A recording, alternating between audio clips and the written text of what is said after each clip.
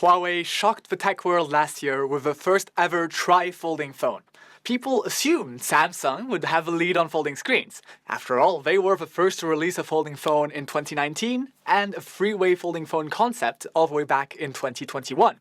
Those people didn't notice that Huawei and its supplier BOE released a folding phone only 1 week after Samsung in 2019. Despite US sanctions, Huawei managed to recover and develop their product stack, from homegrown chips, operating systems, to now tri-folding phones. The Mate XT has a big weakness. The giant screen, that is such an asset when it's unfolded, becomes a soft belly when it's folded. Given that repairs on the Mate XT's screen under warranty cost $1,250 US, if you're as butterfingered with your phone as I am, that is going to cost a lot of money.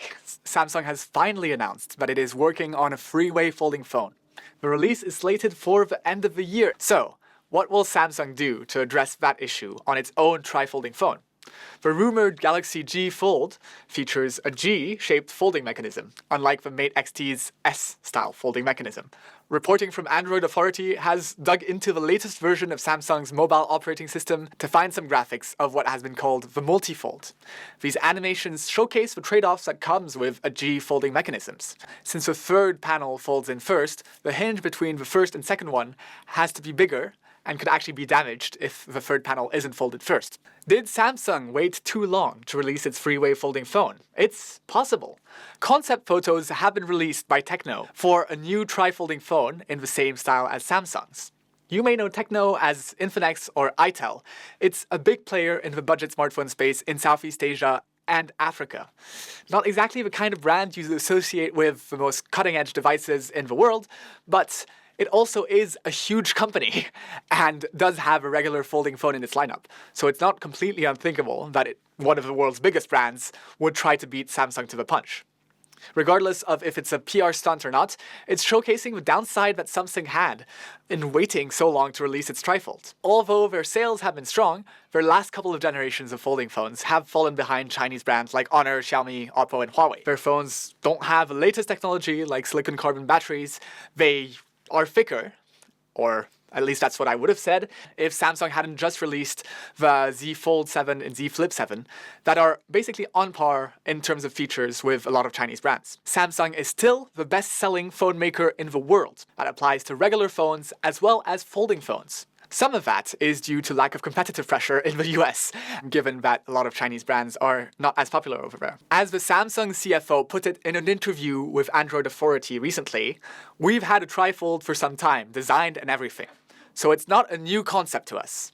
What we're debating is the viability. When I say the viability, is there really a demand for this form factor? Samsung was the first to showcase a tri-folding phone prototype, so that argument does track. Reporting by Reuters last year mentioned that there were yield issues and insufficient stock. This indicates that initial demand was high, though we don't have official sales numbers from Huawei. It's also possible that Huawei is losing a lot of money on each Mate XT, given the R&D costs and the manufacturing costs. Even if they were losing money, the brand image boost that they're getting from having the first tri-folding phone in the world is probably worth the amount that they're paying on a low-volume SKU. I can think of worse ways that I could spend Huawei's marketing budgets. That's not to say that Samsung is dumb.